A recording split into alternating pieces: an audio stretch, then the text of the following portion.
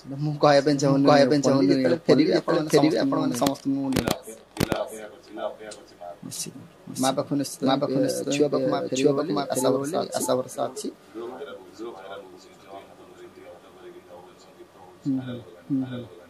ସେଇଟା ସତ ବୋଲି ପ୍ରମାଣିତ ହବ ଆଗକୁ। ସେଇଟା ସତ ବୋଲି ପ୍ରମାଣିତ ହେଇଯିବ ବହୁତ ଜଲ୍ଦି।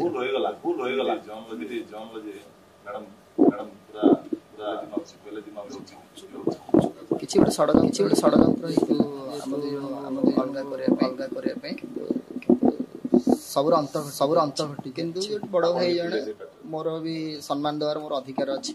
କିନ୍ତୁ ସିଏ ମତେ କିଛି ମନ୍ତବ୍ୟ ଇଆଡୁ ସିଆଡୁ କହିଥିଲେ, ତୁ ତା କରିଥିଲେ ବୋଲି ରାଗ ରୁଷାରେ କହିଥିଲେ। ମୁଁ ସେଥିପାଇଁ ମୁଁ ବି ସୋସିଆଲ ମିଡ଼ିଆରେ ବି ଜଣାଉଛି ବହୁତ ଜଲ୍ଦି ମତେ ଜୁନ୍ 12 ତାରିଖରେ 13 ତାରିଖରେ ପ୍ରମାଣିତ ହେଇଯିବ। ସେଟା ମୁଁ କହିବା ପାଇଁ ଚାହୁଁନି ଓପନଲି। ଯେତେବେଳେ ଫେରିବେ ଆପଣ ମାନେ ସମସ୍ତଙ୍କୁ ନିଶ୍ଚିତ ମା ପାଖକୁ ନିଶ୍ଚିତ ହିଁ ଛୁଆ ପାଖକୁ ମା ଫେରିବ ବୋଲି ଆଶା ଭରସା ଅଛି।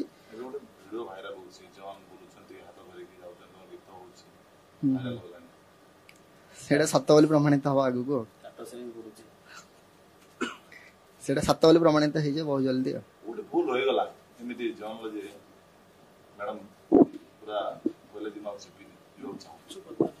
କିଛି ଗୋଟେ ଷଡ଼ଯନ୍ତ୍ର ହେଇଥିଲା ଯେହେତୁ ଆମ ଦୁଇ ଜଣଙ୍କୁ ଅଲଗା କରିବା ପାଇଁ। କିନ୍ତୁ ସବୁର ଅନ୍ତ ଘଟି ସାରିଛି। ସେଇଟା ତ ଏବେ କହିବିନି, କିନ୍ତୁ ଆପଣ ସ୍ପଷ୍ଟ ଭିଜୁଆଲ ଦେବି ଆପଣ ମାନଙ୍କ ମାଧ୍ୟମରେ। ସେଇଟା ତ କହିପାରିବିନି ଓପନଲି, କିନ୍ତୁ ମାଧ୍ୟମ ଦ୍ୱାରା ସବୁ କଥା ଚାଲିଛି।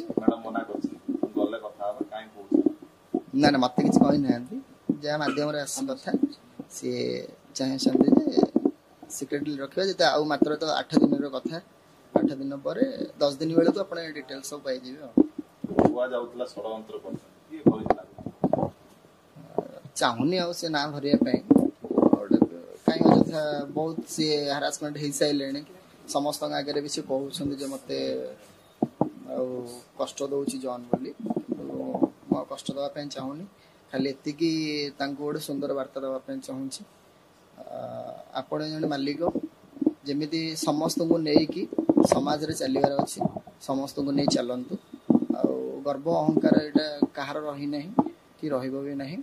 ଆପଣ ଯେମିତି ମାଲିକ ଥିଲେ, ଯେମିତି ଆପଣଙ୍କୁ ସବୁ କଳାକାର ଆଉ କମିଟି ମାନେ ଆଉ ସମସ୍ତେ ଯେମିତି ଆପଣଙ୍କୁ ସହ ସମ୍ମାନ ଦଉଥିଲେ, ସେମିତି ଆପଣଙ୍କ ସମ୍ମାନକୁ ଆପଣ ବଜାଇ ରଖନ୍ତୁ। ନିଶ୍ଚିତ ଦେବି, ଯେହେତୁ ସେ ଗୋଟେ ଆମ ଭିତରେ ମାଲିକ ହୋଇଥାଇ ପାରନ୍ତି, ମୋର ନୁହେଁ ତ। କିନ୍ତୁ ଯୋଉଠି ବଡ଼ ଭାଇ ଜଣେ ମୋର ବି ସମ୍ମାନ ଦେବାର ମୋର ଅଧିକାର ଅଛି।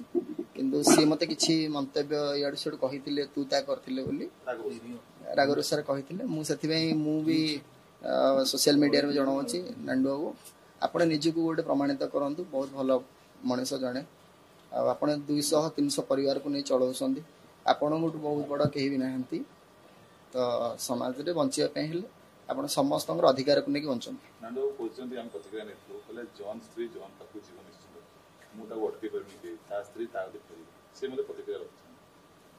ବହୁତ ଉତ୍ସାହର କଥା ସମସ୍ତଙ୍କ ପାଇଁ। ଏଇଟା କାହା ପାଇଁ ନ ହେଇଥାଇପାରେ, କିନ୍ତୁ ଗୋଟେ ଛୁଆ ପାଖକୁ ଗୋଟେ ମାଟା ଫେରି ଆସୁ, ସେଟା ସମସ୍ତଙ୍କ ପାଇଁ ଆନନ୍ଦ ଉଲ୍ଲାସର କଥା ରହିବ। ସମସ୍ତଙ୍କୁ ଓଡ଼ିଶାବାସୀଙ୍କୁ ମୁଁ ଧନ୍ୟବାଦ ଜଣାଉଛି ଆଉ ଭୂମିଷ୍ଠ ପ୍ରଣାମ ବି ଜଣାଉଛି।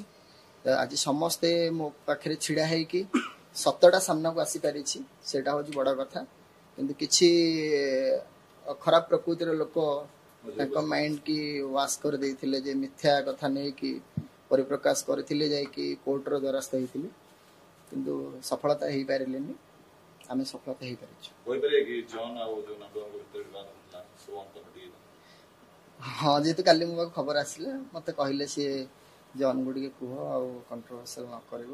ମତେ ତାଙ୍କ ବିଜନେସ୍ ଉପରେ ପ୍ରୋବ୍ଲେମ୍ ହେଉଛି ନା, ତ ମୁଁ ତାଙ୍କୁ କଥା ଦେଲି ଯେ ମୁଁ କିଛି କଣ୍ଟ୍ରୋଭର୍ସିଆଲ ଆସିବିନି।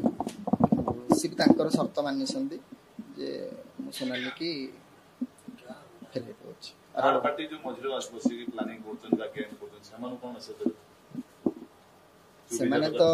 ସେମାନେ ତ ପର ଘର ଭାଙ୍ଗିବା ଜାଣିଛନ୍ତି, କିନ୍ତୁ ନିଜ निज घर उपरे से सजाड़ा जानी ना सी से प्रकृतिर मनुष्य बोली आज पर संसार को भांगुले किंतु सी बोधे निज संसार भी केते ना केते भांगी जीव नहीं मु तो मान सम्मान दवाई चाहूँगी जो बड़ भाई हूँ जी भी हूँ आ भर इनवल्व रोते तो दयाकोरी से भितर इनवल्व रुहतुनि केबे ना केबे आमे दुई जण हबु बोली मु कहिथिली किंतु आमे जदि सम दुई जण एकाठी हो जाउछु हेले आपणको समाज रे आपण गोटे एक उपहास हेबे लोक आपणको निंदित करिवे जे तमे काहे की मुंडो पुरे की निज सफलता रे पहुंच पाइलनी सेतने समस्त की ए मेसेज तो सत्य सत्य रे जय सेटा जुग जुग धरि रही आछि सत्य में बजाय कोन से आमे बुझु आपण